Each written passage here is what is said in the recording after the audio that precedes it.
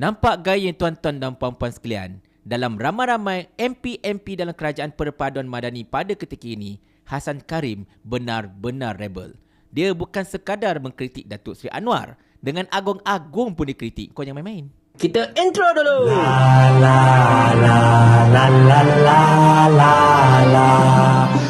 Assalamualaikum warahmatullahi.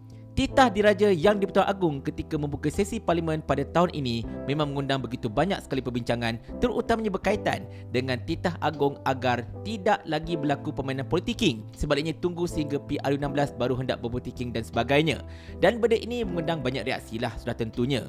Dan yang paling gembira pastilah anak-anak papa. Dia kata, nampak tak Agong kata jangan berpolitik lah, fokus kepada rakyat dan sebagainya. Sedangkan kita semua tahu yang banyak berpolitiking adalah mereka sebenarnya. Kalau mereka tak berpolitiking, tak adalah pada peringkat awal mereka menjadi kerajaan, mereka kata, oh, Perikatan Nasional telah menyakau 600 bilion. Oh, Perikatan Nasional telah menerima dana judi dan macam-macam lagi. Ini semua adalah politiking. Cumanya oleh kerana Perdana Menteri berucap sebagai Perdana Menteri dekat pentas Perdana Menteri, tak nampaklah macam politiking, betul tak?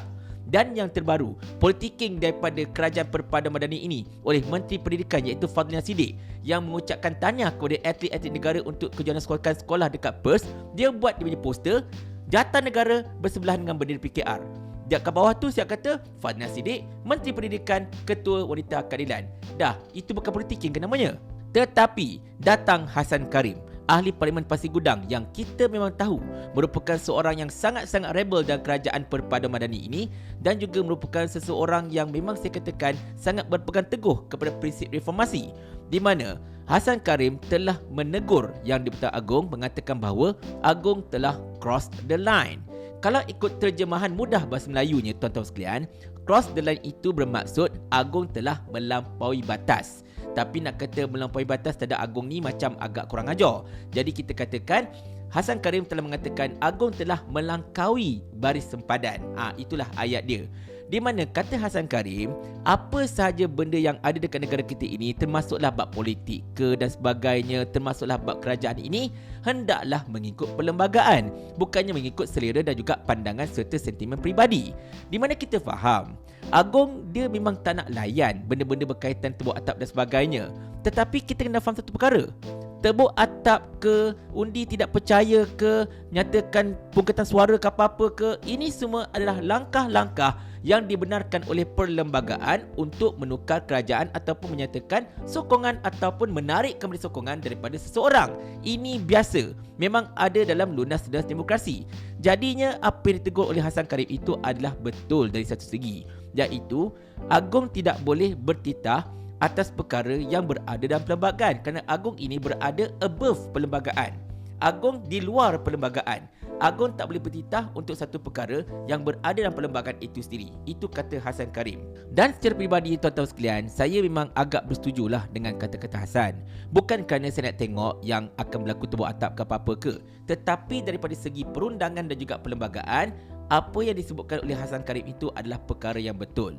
Dan sepatutnya Yang di-Pertuan Agong bertitah untuk kemaslahatan rakyat, bukanlah untuk orang kata apa, memberikan satu harapan ke, kelihatan macam tu lah kan, macam nak berikan harapan ke apa-apa ke terhadap satu-satu pihak. Dan benda ini rakyat akan tengok macam tak berapa sedap.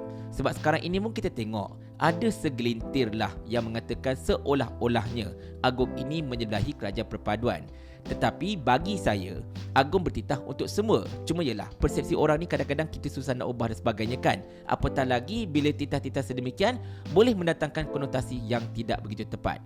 Tetapi dalam kes ini tuan-tuan sekalian, apa yang disebutkan oleh Hassan Karim itu adalah tepat, adalah betul dari satu segi, dan sememangnya Yang di-Pertuan Agong tidak perlulah untuk bertitah sesuatu perkara yang boleh dikatakan bukanlah berada di bawah jurisdiction baginda dalam hal ini, di mana baginda berada above politics, above perlembagaan.